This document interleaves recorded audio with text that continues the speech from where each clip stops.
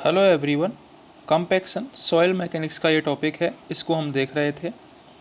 दो टाइप के मेथड होते हैं कंपैक्शन के, लैब मेथड और फील्ड मेथड। तो लैब मेथड कौन से होता है? स्टैंडर्ड प्रोक्टर टेस्ट और मॉडिफाइड स्टैंडर्ड प्रोक्टर टेस्ट। ये हमने इससे पहले वाली वीडियो में देख लिए थे। इस वीडियो में हम देखेंगे फील्ड कंपैक्शन टेस्ट कौन से होते हैं। फील्ड में सॉइल का कंपैक्शन करने के लिए हम रोलर, रेमर, टेम्पर या फिर वाइब्रेटर्स आदि का उपयोग में लेते हैं। अब कौन सा रोलर किस टाइप की सॉइल के लिए काम में आता है, इस पर ऑब्जेक्टिव क्वेश्चन बनता है। ठीक है, ऑब्जेक्टिव क्वेश्चन आता है इस पर और ज़रूर आता है एग्जाम में, इसलिए आपको अच्छे तरीके से देखना है। अगर आप चैनल पर नए हो तो सब्सक्राइब और लाइक ज़रूर कर दें वीडियो को। सबसे पहला है सीप फुट रोलर। आपसे क्वेश्चन पूछा जाएगा एग्जाम में कि सीप फुट रोलर का उपयोग किस टाइप की सॉइल के लिए करते हैं। तो इसका उपयोग हम करते हैं क्ले सॉइल के लिए और हाईली प्लास्टिक सॉइल के लिए हम सीप फुट रोलर का उपयोग करते हैं। क्ले ऑप्शन में आता है वहाँ पर। ठीक है, क्ले करेक्ट आंसर होगा। Used in earthen dam, nature of work क्या है? अर्थन डैम में हम सीप फुट रोलर का काम में लेते हैं। दूसरा है smooth wheeled roller. Smooth wheeled roller को हम क्रस्ट रॉक में, ग्रेवल, सैंड इनमें काम में लेते हैं। ये रोड कंस्ट्रक्शन वर्क के लिए काम में आता है स्मूथ व्हील्ड रोलर।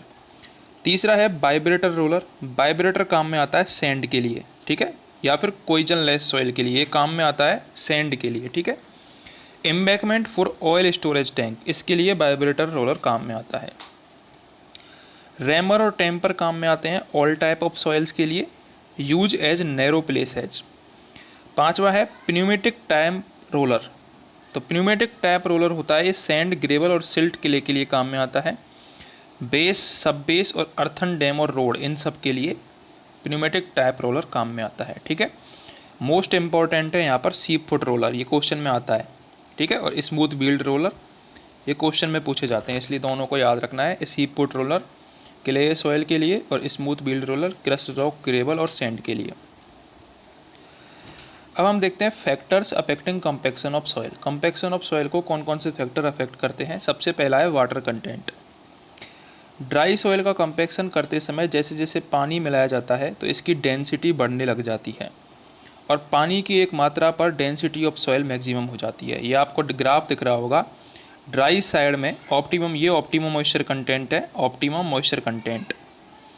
इसके ड्राई साइड में जब हम पानी मिलाते जाते हैं तो डेंसिटी बढ़ती जाती है और एक पॉइंट ऐसा आता है जहाँ पर डेंसिटी क्या हो जाती है? मैक्सिमम हो जाती है। यदि पानी ज़्यादा बढ़ाया जाता है तो डेंसिटी फिर दोबारा से कम होने लग जाती है, अर्थात पानी की एक निश्चित मात्रा पर ही डेंसिटी ऑफ सॉइल मैक्सिमम होती है और ये जो पानी की मात्रा होती है इसको ऑप्टिमम मॉइस्चर कंटेंट बोलते हैं। ठीक है, कंपैक्शन एफर्ट। जब किसी सॉइल का कंपैक्शन करते समय यदि कंपैक्शन एफर्ट्स बढ़ा दिया जाए तो सॉइल का ऑप्टिमम मॉइस्चर कंटेंट रिड्यूस हो जाता है। ये ऑब्जेक्टिव में काफ़ी बार पूछा गया क्वेश्चन है। ठीक है, आपसे क्वेश्चन कैसा पूछा जाएगा कि यदि कंपैक्टिव एफोर्ट बढ़ा दिया जाए, कंपैक्टिव एफोर्ट बढ़ा दिया जाए तो क्या होगा? ऑप्टिमम मॉइस्चर कंटेंट, ये तो क्या होगा? रिड्यूस हो जाएगा और जो ड्राई डेंसिटी है वो क्या हो जाएगी? इंक्रीज हो जाएगी। ठीक है, इंपॉर्टेंट क्वेश्चन है ये ऑब्जेक्टिव का। कंपैक्टिव एफोर्ट बढ़ा दिया जाएगा तो ऑप्टिमम मॉइस्चर कंटेंट क्या हो जाएगा? रिड्यूस हो जाएगा और ड्राई डेंसिटी क्या होगी? इंक्रीज हो जाएगी। तीसरा है टाइप ऑफ सॉइल। जब किसी मेथड से कंपैक्शन किया जा रहा हो तो कोर्स ग्रेन्ड सॉइल की जो डेंसिटी है वो फाइन ग्रेन्ड सॉइल की तुलना में ज़्यादा प्राप्त होती है। क्या बोला गया है कि कोर्स ग्रेन्ड सॉइल की जो डेंसिटी है वो फाइन ग्रेन्ड सॉइल की तुलना में ज़्यादा होती है, ये आपको याद रखना है। ठीक है, कोर्स ग्रेन्ड के लिए लोअर ऑप्टिमम वाटर कंटेंट की आवश्यकता होती है और फाइन ग्रेन्ड के लिए हायर ऑप्टिमम कंटेंट की आवश्यकता होती है। और यदि ऑप्टिमम कंटेंट हायर होगा तो ड्राई डेंसिटी ऑब्वियसली कम होगी। ठीक है, इसलिए फाइन पार्टिकल्स की, फाइन ग्रेन्ड सॉइल की जो डेंसिटी है वो कम प्राप्त होती है compare to coarse grained soil. ठीक है, चौथा है method of compaction. Same soil के केस में मॉडिफाइड स्टैंडर्ड प्रोक्टर टेस्ट से प्राप्त रिजल्ट स्टैंडर्ड प्रोक्टर टेस्ट से हायर होते हैं। जो मॉडिफाइड प्रोक्टर टेस्ट मैंने बताया था उससे उसके रिजल्ट स्टैंडर्ड प्रोक्टर टेस्ट से हायर होते हैं। अब हम देखते हैं कंपैक्शन एनर्जी रेशियो, ये क्या होता है? जब किसी सॉइल का compaction modified standard Proctor test से किया जा रहा हो तो स्टैंडर्ड प्रोक्टर टेस्ट की तुलना में ज़्यादा एनर्जी की ज़रूरत होती है। कंपैक्शन करते समय required energy weight of hammer गुणा फॉलिंग हाइट गुणा नंबर ऑफ बिलोज गुणा नंबर ऑफ फिलिंग लेयर के द्वारा ज्ञात की जाती है।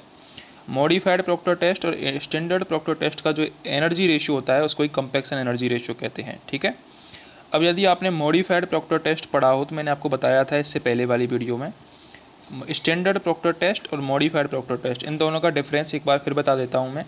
इसमें 2.6 किलोग्राम का हैमर होता है स्टैंडर्ड प्रोक्टर में, और मॉडिफाइड में होता है 4.9 किलोग्राम का। ठीक है, इसमें 310 mm की हाइट से गिराया जाता है वो, और इसमें 450 mm की हाइट से गिराया जाता है।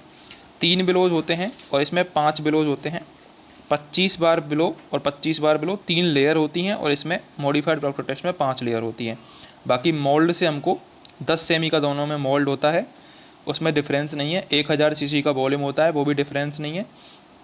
तो कंपैक्शन एनर्जी रेशियो क्या हो जाएगी, 4.9 हैमर गुणा हैमर की जो हाइट है 45 गुणा blows 25 into layer 5 upon standard Proctor test का hammer 2.6 kilogram into height 310 mm या फिर 31 सेमी इंटू 25 इंटू 3 लेयर। तो यहाँ से रेशियो निकल के आ जाएगा 4.50। ये ऑब्जेक्टिव क्वेश्चन में डायरेक्ट पूछा जाता है, इंपॉर्टेंट है। ठीक है, ऑब्जेक्टिव क्वेश्चन में डायरेक्ट पूछा जाएगा कि कंपैक्शन एनर्जी रेशियो क्या है। Modified standard Proctor test upon standard Proctor test का जो रेशियो है वो है 4.50। ये आपको डायग्राम दिख रहे होंगे ऑप्टिमम मॉइस्चर कंटेंट पे डिफरेंट। तो ये है मॉडिफाइड प्रोक्टर टेस्ट का, स्टैंडर्ड प्रोक्टर टेस्ट का। ठीक है, सिल्ट के लिए मॉडिफाइड प्रोक्टर टेस्ट का और सिल्ट के लिए स्टैंडर्ड प्रोक्टर टेस्ट का। मॉडिफाइड प्रोक्टर टेस्ट की जो वैल्यू है वो हमेशा ज़्यादा होगी स्टैंडर्ड प्रोक्टर टेस्ट से। सेम सॉइल के केस में लेबोरेटरी रिजल्ट हमेशा फील्ड रिजल्ट से हाई होते हैं, क्योंकि लैब में कंपैक्शन के लिए काइनामेटिक लोड लगाया जाता है और फील्ड में स्टैटिक लोड लगाया जाता है। ये दोनों आपको कंपैरिजन याद रखना है कि लैब में तो हम कौन सा लोड लगाते हैं, काइनामेटिक लोड लगाते हैं। ठीक है, और फील्ड में हम स्टैटिक लोड लगाते हैं, इसलिए लैब वाले की वैल्यू ज़्यादा आएगी हमेशा। अगर आपको वीडियो हेल्पफुल लगी हो तो चैनल को सब्सक्राइब ज़रूर कर दें।